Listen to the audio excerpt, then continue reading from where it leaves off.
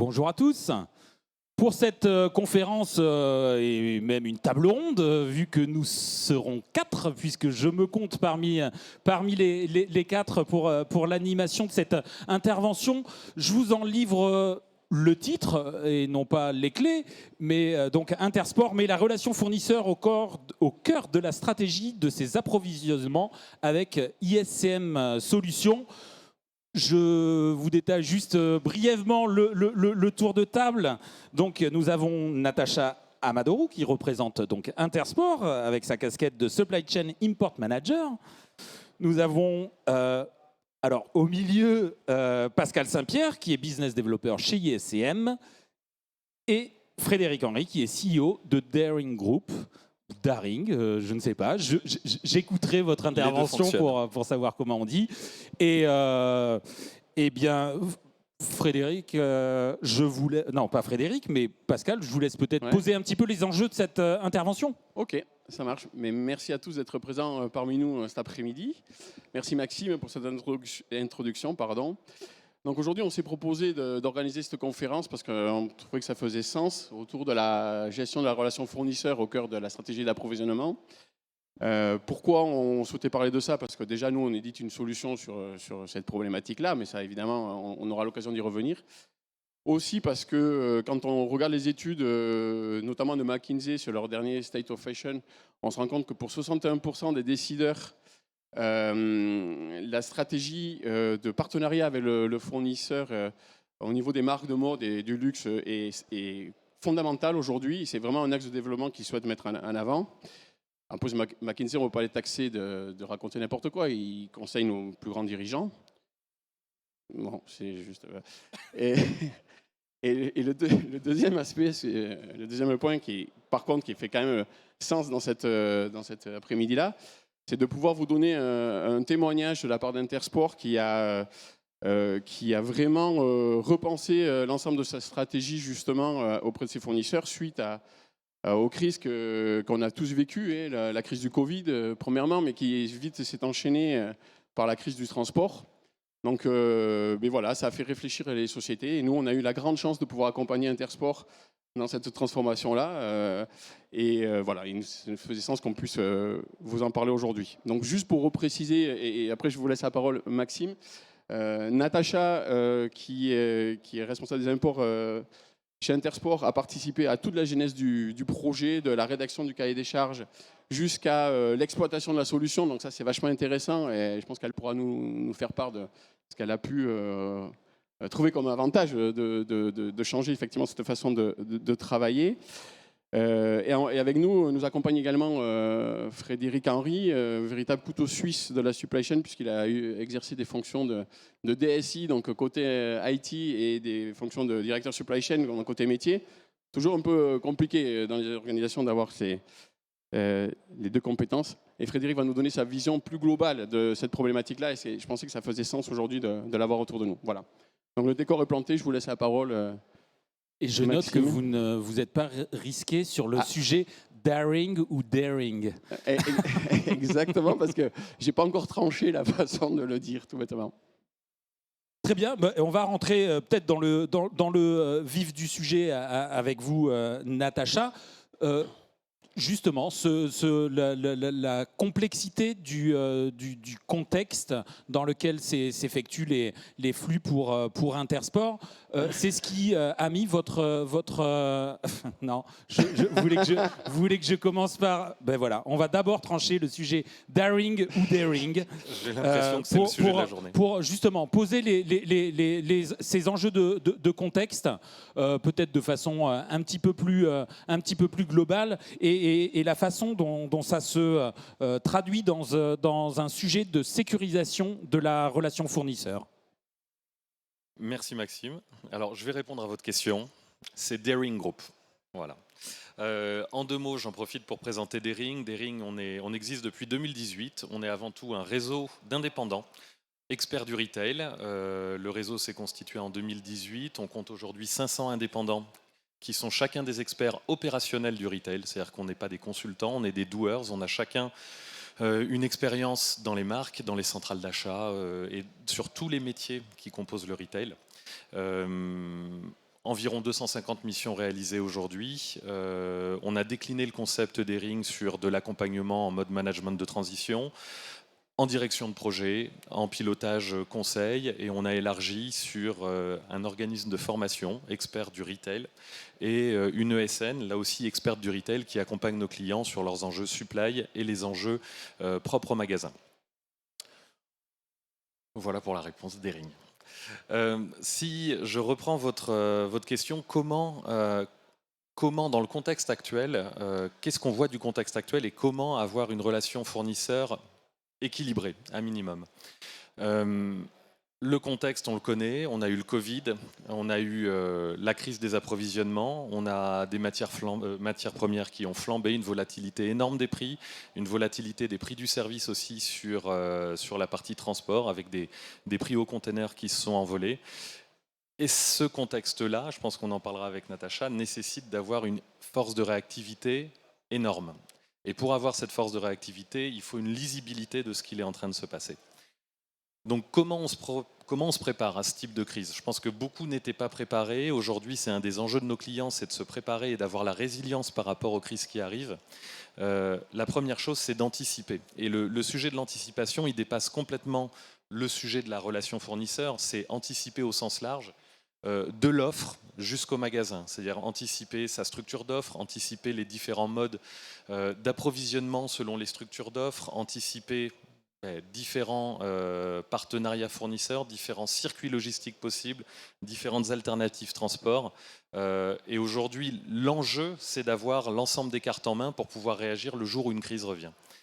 Si on revient sur la partie fournisseur elle-même, tout l'enjeu, c'est de remettre la relation fournisseur sur un degré d'équilibre intéressant, c'est-à-dire pouvoir à la fois construire des accords cadres avec ses fournisseurs, pouvoir travailler avec eux dans le cadre d'une plateforme, dans le cadre d'un confort qu'on leur apporte aussi, c'est-à-dire qu'on va normaliser les relations avec le fournisseur pour pouvoir travailler avec lui, lui apporter le confort et en quelque sorte essayer de gagner une préférence fournisseur, c'est-à-dire qu'on en est là. Le fait de travailler en réseau avec ses fournisseurs et en proximité nous permet d'avoir la performance des fournisseurs parce qu'on a la préférence des fournisseurs.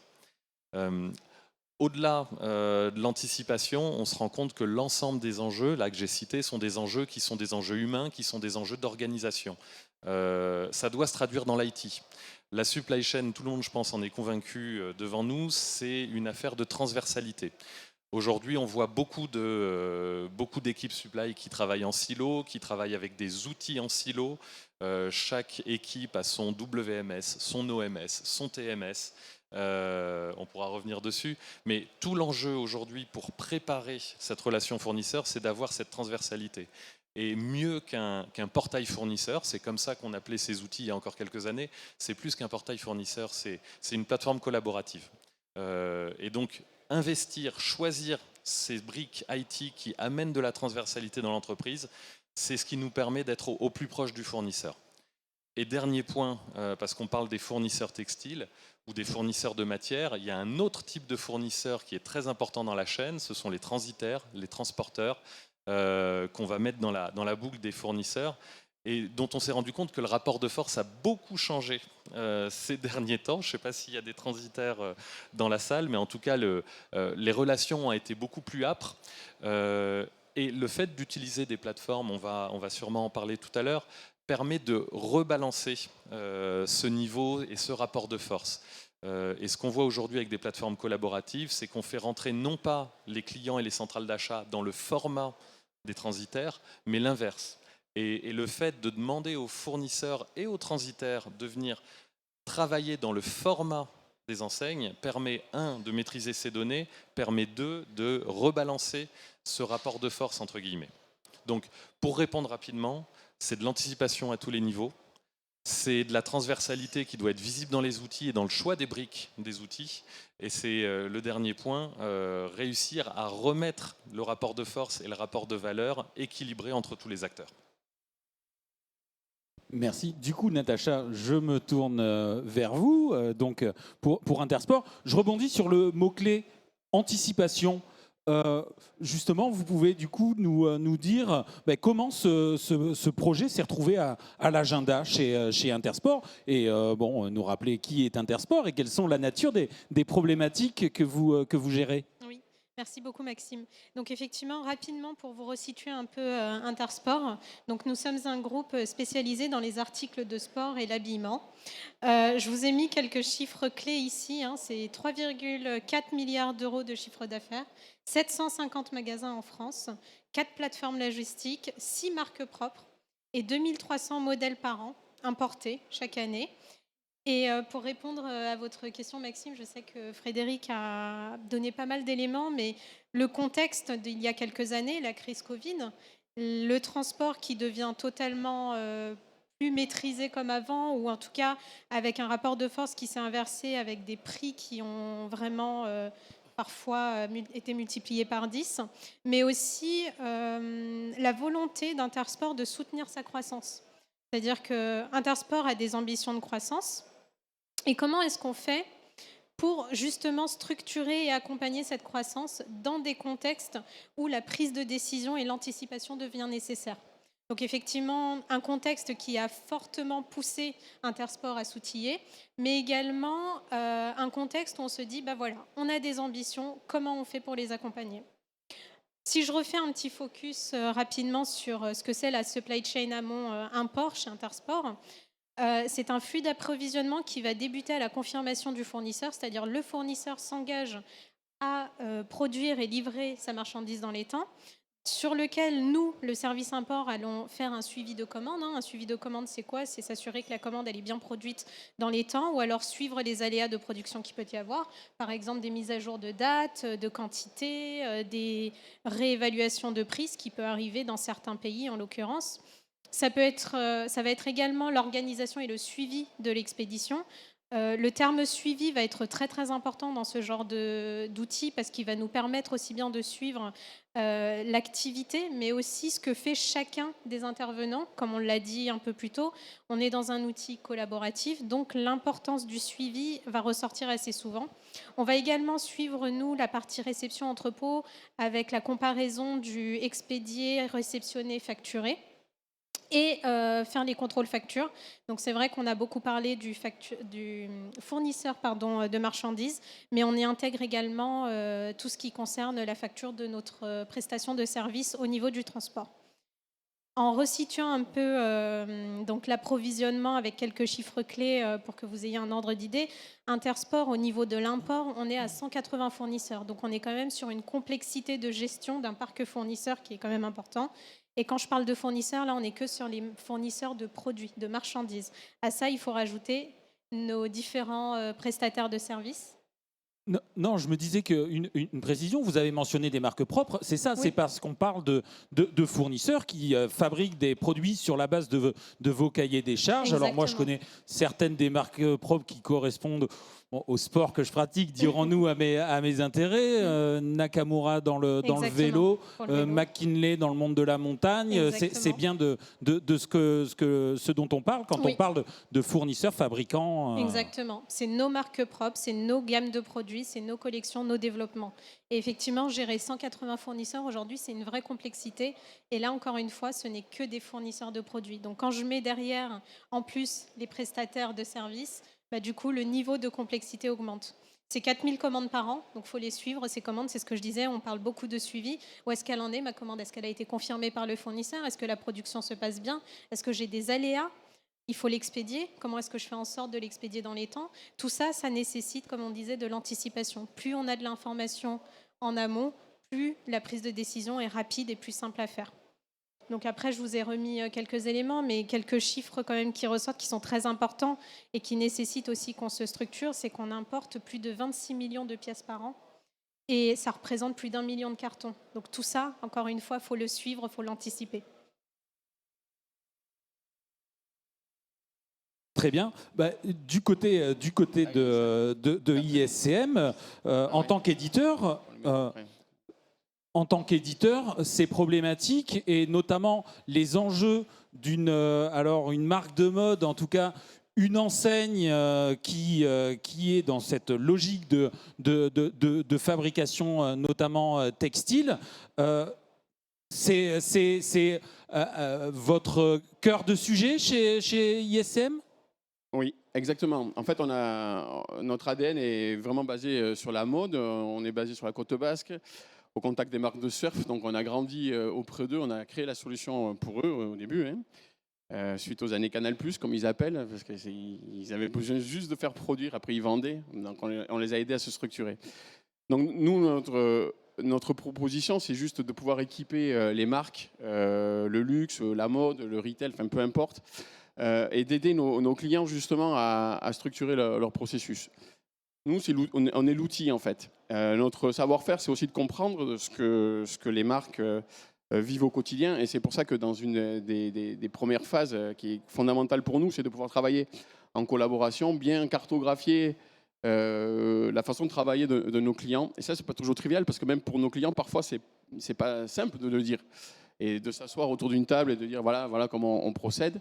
C'est super intéressant. Et là, on commence déjà le processus d'amélioration justement de sa supply, puisqu'on se repose les bonnes questions. Nous, on va venir en support, on va paramétrer l'outil pour que derrière, on puisse atteindre les objectifs qu'on s'est fixés au cours de cet atelier. Ça, c'est le premier point. Ensuite, on se rend compte aussi qu'on aide nos clients justement à améliorer l'ensemble de leur cycle jusqu'à la livraison des produits en entrepôt. On va travailler sur des aspects qualité. On va juste assurer finalement que les productions soient bien réalisées. Ça, c'est assez clé. Souvent, quand on parle à des prospects, et sans vous faire offense, Natacha, Intersport travaille sur Excel. Vous avez vu les volumes dont on parle. Là, on a industrialisé le processus. Donc, on a amélioré chaque étape. Parce qu'on collecte de la donnée issue de l'ERP de manière naturelle. Il n'y a plus de points par rapport... On réfléchit plus si le fichier il est complet, si on a toutes les commandes. On sait aussi exposer l'exhaustivité des commandes aux fournisseurs. Vous me direz, c'est assez trivial. En attendant, ça le fait et ça permet justement d'équilibrer la relation dont on parlait tout à l'heure. Et puis on va s'assurer, comme je le disais, de chaque étape, si on a bien respecté la dynamique de l'approvisionnement. Pourquoi ? Parce que derrière, on a des enjeux commerciaux, évidemment, sur lesquels on ne peut pas s'asseoir. Et donc là, on va aider le processus. Et on l'aide tant et si bien qu'aujourd'hui, on travaille de plus en plus en automatisant le flux transport, qui est clé aussi. Et on verra comment, je pense qu'on va y revenir dessus, comment on a inversé la proposition de valeur par rapport à ça. Voilà. Donc nous, on propose ça et on a la prétention de vouloir aider nos clients sur ces aspects-là. Et puis on s'inscrit dans la durée, ça c'est important. C'est un outil qui devient clé dans l'organisation. Et voilà. Et donc, on est, j'espère, pour de nombreuses années ensemble sur ces thèmes-là et on fait aussi évaluer notre offre, bien entendu. Vous disiez, il y a tout un travail de cartographie et ensuite Oui. d'évolution. Cette mise en place d'une plateforme de gestion des approvisionnements, qu'est-ce que ça a changé, que ça soit dans les modes de fonctionnement, peut-être dans l'organisation ou dans les rôles de chacun ? Quels sont les sujets sur lesquels ça a amené un renouvellement des pratiques ? Alors effectivement, le sujet de la conduite du changement est présente au quotidien quand on met en place ce genre de système. Mais ce qu'il a fallu qu'on fasse avant de se dire qu'est-ce que ça apporte, c'est quels sont les bénéfices qu'on va aller chercher à travers ce genre de plateforme. Donc la première chose qu'on a été chercher, c'est la centralisation des informations qui est très très importante quand on a autant d'acteurs à gérer et à traiter. Je donne souvent cet exemple-là, mais pendant la période du Covid, c'était une centaine de mails par gestionnaire de flux import. On était 6 à l'époque, ça faisait 600 mails à traiter. Par jour ? Oui. Ah oui, non mais oui. Et comme le disait, alors ça ne m'a pas offensé parce qu'on partait quand même de loin, mais effectivement, on n'était pas outillés chez Intersport. On était sur beaucoup de mails, de fichiers Excel, et donc comment est-ce qu'on fait en sorte de traiter toutes ces données-là, parce que humainement, on devient aussi limité dans la capacité de données qu'on peut traiter. Donc la centralisation de l'information, elle devient très très importante, et notamment dans le mode collaboratif, c'est-à-dire qu'on va repositionner la responsabilité de la donnée auprès de l'acteur qui est responsable de cette donnée. Par exemple, le fournisseur m'informe qu'il a un retard de production, c'est lui qui va venir rentrer l'information. Ce n'est pas moi, à travers un mail que j'aurai traité, qui va venir rentrer l'information. Et donc ça, déjà, le mode collaboratif et la centralisation de l'information, elle devient tout de suite visible. Qu'est-ce que ça va nous permettre aussi en bénéfice projet? C'est d'avoir des informations en temps réel et des données fiables. Le dernier aspect qu'on a été chercher dans ce projet, c'est la simplification des processus. Parce qu'encore une fois, l'idée, c'est d'avoir un outil qui va contribuer positivement à la prise de décision grâce à l'anticipation qu'on va pouvoir faire. Et si je reviens aux avantages et ce que ça nous a apporté de mettre en place cette plateforme, on va être vraiment sur des avantages de structuration des process. C'est-à-dire qu'on va avoir des process homogènes pour toutes les étapes du suivi de l'approvisionnement. Ça va également nous permettre d'avoir une meilleure compréhension de où on en est, que fait-on. Plus de jalons qui ne sont pas suivis, qui n'étaient pas suivis avant et qui le sont dorénavant. On va avoir forcément, du coup, ce qui en découle, une visibilité augmentée. On sait où en est notre commande, où en est notre transit, où en est la gestion du transporteur, etc. On va également améliorer la communication parce qu'il n'y aura plus cet effet de boîte aux lettres et de traitement de données. Et puis bien sûr, on va avoir aussi une homogénéisation de la façon de nos fournisseurs de travailler. Par exemple, je vais vous donner un exemple, un gros fournisseur qui produit du volume pour nous versus un petit fournisseur qui a 1 ou 2 commandes par an ne travaille pas du tout de la même façon. Et on aura tendance à leur donner des process exceptionnels. Dans le cadre d'ISCM, on n'a plus du tout ce cas-là. On est sur des process homogénéisés, tout le monde fait pareil, et du coup, pareil, dans le traitement de données, on ne se pose plus de questions. Donc voilà, donc effectivement, et dans tout ça, faut suivre la conduite du changement, parce que c'est pas simple, aussi bien pour nos fournisseurs de matériel, de textiles, pour nos transporteurs, pour les équipes en interne, ça fait évoluer les choses. Mais au moins, aujourd'hui, on a un outil, on est équipé pour suivre cette activité et faire face à la croissance d'Intersport. Et qui sont les utilisateurs au quotidien de cet outil? Voilà, c'est quel métier? Il y en a peut-être plusieurs. Oui. Et du côté de vos fournisseurs aussi, vous avez une idée de qui vous avez en face de vous Oui, c'est ça. Alors, c'est vrai que, au niveau des utilisateurs, j'aime assez le dire, mais on a des utilisateurs internes et externes. Les internes, ça va être tous les services qui vont être concernés de près ou de loin par le suivi des approvisionnements. Donc, effectivement, il y a mon équipe, l'équipe import, mais il y a également la comptabilité, les entrepôts, le sourcing qui vont être utilisateurs de l'outil. En acteurs externes, on va avoir les transporteurs, les transitaires, les fournisseurs, la douane, qui vont venir justement s'alimenter ou alimenter l'outil pour justement suivre et encore une fois dans l'optique d'anticiper. Pour vous donner un exemple, la douane, l'objectif c'est qu'ils puissent anticiper ces dédouanements et ne pas le faire quand la marchandise est arrivée et qu'il faut se dépêcher à tout dédouaner et à sortir du port. Là, on n'est plus du tout dans ce cas de figure, on a de l'anticipation qui est permise. Pareil pour les entrepôts sont informés dès que la marchandise est partie qu'un conteneur va arriver d'ici 3, 4, 5 semaines. Pareil, ça lui permet de s'organiser, d'organiser son plan de charge. Donc tout ça. Et donc effectivement, au niveau des acteurs, on est tous nombreux, mais on a tous des rôles et des missions qui sont bien définis, et notamment dans l'alimentation des données.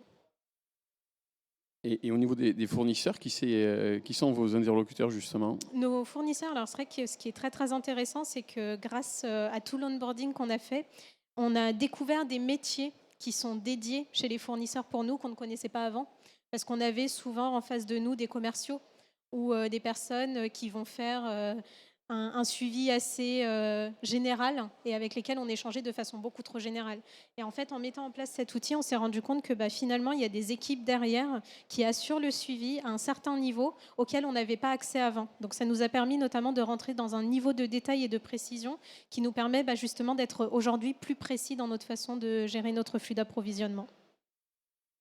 J'ai juste une petite question factuelle de journaliste, mais ça a commencé quand? Nous, on aime bien les dates, les repères temporels. Alors, ça a commencé post-Covid.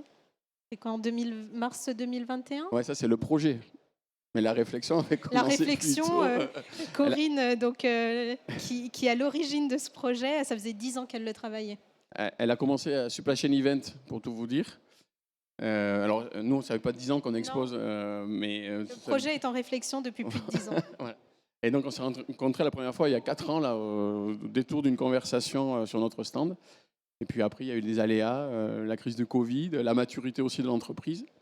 Donc voilà. Et après, on a mené un projet finalement assez rapide. Et en 6 mois, on a fait un peu Big Bang. C'est un vrai marqueur, avec un cycle de décision qui a été relativement long, de 8 mois, on va dire, avec un cahier des charges qui était très détaillé, ce qui n'est pas forcément le cas dans tous les contextes. Déjà, il y avait tout ce travail de réflexion sur la façon de travailler avait été réalisé par Intersport, ça c'est assez remarquable. Dans d'autres contextes, ce n'est pas forcément le cas, et donc c'est quand même un exercice qui est nécessaire tôt ou tard.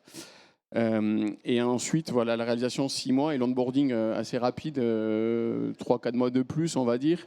Oui. Même si on n'est pas sur tout le... Mais grosso modo, on a déjà atteint les objectifs. Au bout de la deuxième saison, on est à notre cible. Ouais. Ce qui est assez là, fou d'ailleurs. Aujourd'hui, on est à 100% de nos fournisseurs de façon générale onboardés. Ça n'a pas été simple, comme tout, mais ça s'est fait. Et ça se fait avec la bonne organisation, les bonnes équipes, la bonne communication.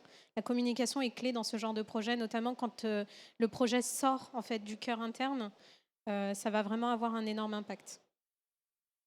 Justement, il y a des bonnes pratiques sur la façon... Et ne me répondez pas juste l'anticipation. Hein. Non. non, sur les bonnes pratiques, ouais, c'est de l'ordre de 3... bon, pour moi, de mon point de vue éditeur, bien évidemment, c'est déjà... il faut qu'on ait des interlocuteurs dans la structure, dans la société qui portent les sujets et qui fédèrent autour d'eux. Ça, c'est fondamental. Si on n'a pas un élément fédérateur, le projet est souvent voué à l'échec. Nous, on va venir aider l'entreprise. Ça, c'est absolument clé. Ça nous permet justement de faire des beaux projets. Et l'objectif, c'est de faire des beaux projets parce que, comme je vous l'ai dit, on est une solution qui s'inscrit dans la durée et qui devient clé dans l'organisation. Premier point. Le deuxième point, c'est la partie IT qu'il ne faut pas négliger. On parle évidemment au métier initialement, mais on se connecte aussi à un système d'information. On ne peut pas se permettre d'avoir des déphasages entre les plateformes parce qu'on traite des commandes, on a des informations qui sont absolument clés, le prix d'achat, des dates. Derrière, ça va générer de la facturation. Et donc, on a un enjeu technologique aussi qu'il faut être capable de mener, qu'on sécurise de plus en plus, mais qu'il ne faut pas non plus sous-estimer quand on se lance dans ce type d'aventure. Et le troisième, c'est pas une aventure, c'est des beaux projets normalement. Hein. Mais voilà. Et le troisième sujet, et Natacha l'a dit, c'est le rôle clé des fournisseurs. Dans notre expérience, si on gère bien cette partie de les onboarder, alors onboarder, voilà, on a tendance à un peu trop utiliser ce terme-là, mais comme on équilibre la relation, il faut quand même leur expliquer, leur faire comprendre comment on peut équilibrer une relation. Toute décision qui est prise dans la plateforme, elle est prise en concertation. On ne peut plus dire on ne savait pas, ça c'est terminé. On aide aussi, on les aide sur les outils qu'on leur met en main, mais bien évidemment, il faut leur donner les moyens de se servir de ces outils-là. Et ça, ce n'est pas toujours évident. Certains vont pouvoir dire que c'est de la surcharge de travail, mais en réalité, ça ne l'est pas. Au début, ça l'est comme toute solution, en fait, mais quand on est habitué à s'en servir, quand on industrialise un processus, derrière, on va en récupérer tous les bénéfices, bien entendu. Donc voilà, le rôle clé qu'on va pouvoir jouer auprès des fournisseurs, c'est aussi le troisième élément de succès, je dirais. Voilà, si je devais donner des bonnes pratiques, ne pas le sous-estimer, de bien le traiter. Et puis après, ça roule. Les gens sont contents d'utiliser, je pense, ce type d'outils. Ça aide vraiment à équilibrer les rôles, on va dire. Ça roule ou ça navigue d'ailleurs plutôt ça navigue, oui. Dans le cadre des flux longs. Justement, les partenaires prestataires, transport, fournisseurs d'un service transport, ça sonboard aussi ? Ça sonboard aussi. De deux façons. Alors, on a ce qu'on appelle des connexions IT avec ces transporteurs-là. Donc, on va venir connecter l'outil ISM à leur système pour récupérer des données par flux informatique. Et puis, en attendant la mise en place de ces flux, parce que ça prend quand même du temps, on a des prestataires qui viennent se connecter à la plateforme et faire le nécessaire dans l'outil. Donc, ça sonboard aussi, effectivement. Oui, on a vraiment automatisé le projet Intersport était très intéressant par rapport à ça. On essaye, on systématise la connexion automatique avec les transitaires. On a fait un changement de rapport de force pour le coup parce que je sais que Natacha incorpore dans ses appels d'offres maintenant la capacité du fournisseur à se connecter à une plateforme avec un modèle de données qui lui est imposé, avec des niveaux d'information qui est imposé par la marque. C'est quand même un changement de paradigme, c'est des choses qu'on n'observait pas forcément. Et la grande force finalement de conviction de l'entreprise, le fait d'être outillé, permet d'arriver à ce type de solution, je dirais. Et derrière, tous les bénéfices, on les connaît, la visibilité, évidemment, l'anticipation, tout ça, mais c'est découle de ce mode de connexion. C'est ça, c'est exactement ça. Et ce qui est très intéressant, c'est ce retournement de la position de force en se disant, jusqu'à aujourd'hui, c'est vous les transporteurs, surtout les gros, hein, vous aviez l'habitude de nous imposer votre système, votre façon de travailler, votre suivi, votre traçabilité. Et là, on se dit, non, en fait, moi, c'est pas cette façon-là que j'ai de travailler, c'est pas ça qui m'intéresse moi en tant que client. Mon flux d'approvisionnement, il est comme celui-ci. Merci de vous adapter à celui-là parce qu'au final, c'est mon business, c'est s'assurer que les opérations continuent pour la survie de l'entreprise. Et donc, du coup, ça remet un peu les choses en contexte. Et donc, forcément, on retrouve un peu notre position de client qui s'était perdue il y a encore quelques années. Et les gains de ce type de projet. Alors, Natacha, peut-être que vous nous en donnerez quelques exemples, mais je me tourne vers vous, Frédéric. Quelle est la nature des gains qu'il faut attendre comme ça de la mise en œuvre de ce type de plateforme collaborative sur le versant fournisseur ?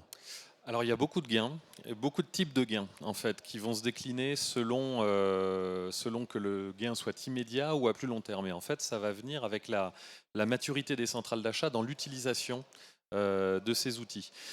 Souvent, on nous pose la question, mais c'est quoi le ROI d'une plateforme ou c'est quoi le ROI d'un portail fournisseur ? C'est très dur de répondre et le ROI en fait n'est pas une réponse qu'on peut apporter comme ça. En fait, le ROI dépend d'où on part. Et donc le ROI, il est propre à chacun des clients. Par contre, ce qu'on sait, c'est qu'il y a différents niveaux de gains. Le premier, le plus immédiat, on en a parlé, c'est déjà de pouvoir avoir la visibilité, avoir des métriques, pouvoir monitorer les flux, savoir de manière centralisée où sont les marchandises, pouvoir prendre des décisions. Il y a un deuxième gain qu'on a un petit peu abordé, qui est aussi tout le déport de charge que l'on donne aux fournisseurs ou en transitaire, c'est-à-dire que tout le travail de saisie, de suivi dans la plateforme est partagé. Et donc en termes de charge pour les équipes internes, c'est quand même une vraie libération de la charge et les équipes peuvent plus se centrer sur leur métier et sur, au final, les prises de décision. Ça, c'est vraiment le gain immédiat. Le deuxième niveau de gain, c'est qu'est-ce qu'on fait de cette visibilité ? Et c'est là où on commence à avoir vraiment des gains à long terme. On sait qu'aujourd'hui en magasin, quand on voit des ruptures, les ruptures, elles sont à 80% explicables par des ruptures du flux d'appro. Et donc quand on les constate en magasin, c'est que c'est déjà bien trop tard.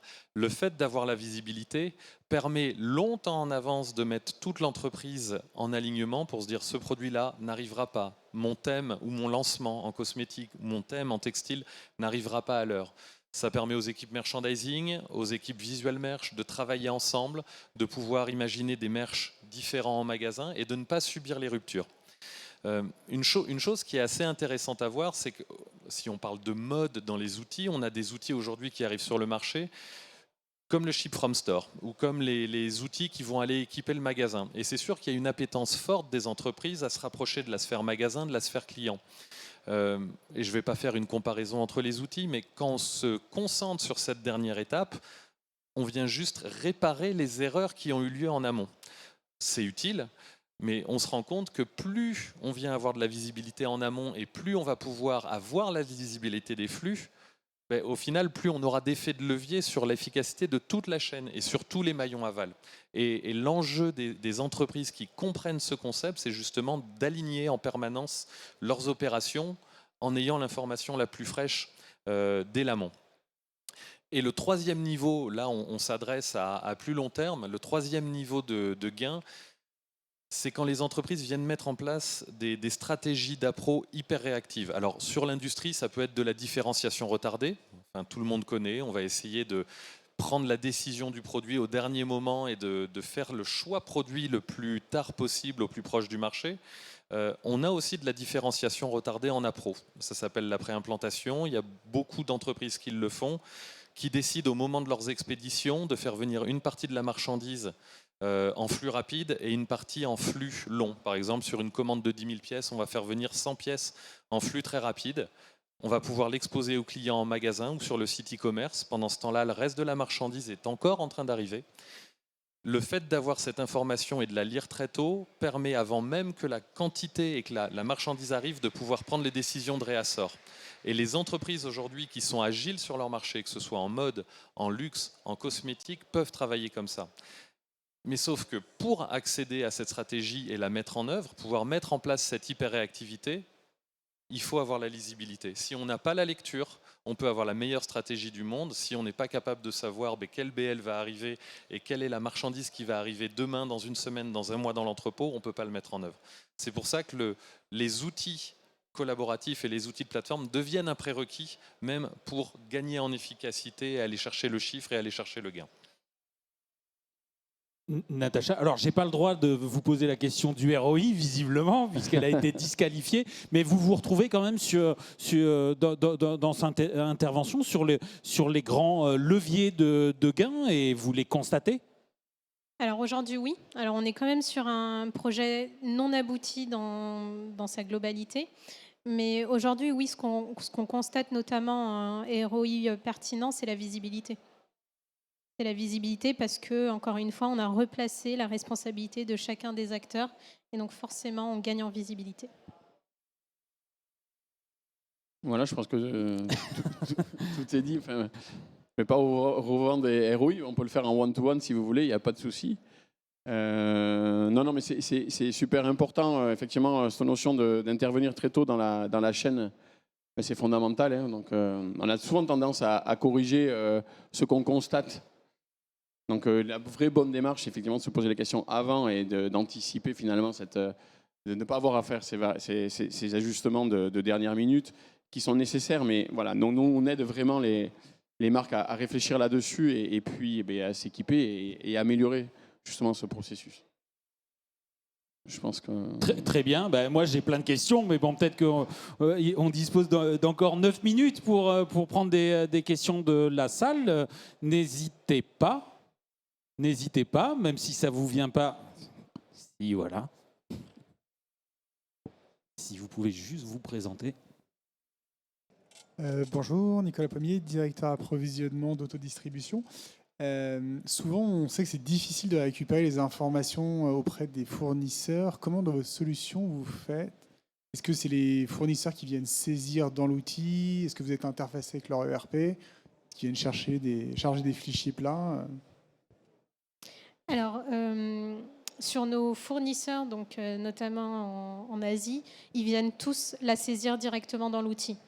Donc, il souhaite nous informer qu'il a un aléa de production. Il va venir dans l'outil rentrer sa nouvelle date qui va être soumise à notre approbation. Parce que ce n'est pas une raison pour que tout soit validé.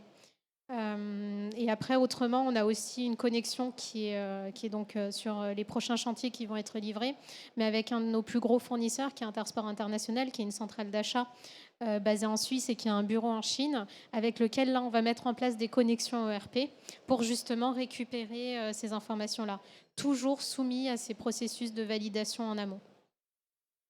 C'est donc un projet qui continue à s'enrichir et vous avez encore des sujets devant vous. Exactement, ce n'est pas fini. C'est un projet très très vaste, hein, la supply chain. Et comme je vous disais, vous avez bien vu où notre rôle s'arrête. Il s'arrête vraiment au moment où on a fini de payer notre fournisseur, enfin nos fournisseurs en l'occurrence. Mais les impacts ne s'arrêtent pas chez nous. On a les impacts côté entrepôt, on a les impacts côté compta. Et donc, au final, c'est un outil qui est amené à évoluer. Et la flexibilité aujourd'hui qu'on a à faire évoluer les choses est quand même très intéressante parce que l'idée, c'est de se dire que la supply chain évolue. La supply chain n'est plus ce qu'elle était il y a encore 5 ans, 10 ans, etc.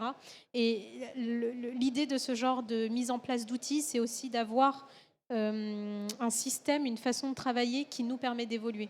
Encore une fois, il faut garder en tête que l'idée, c'est de soutenir la croissance de l'entreprise et pour cela, les stratégies évoluent, les façons de travailler évoluent, les process évoluent et donc il faut justement continuer de faire vivre ce genre de projet en interne.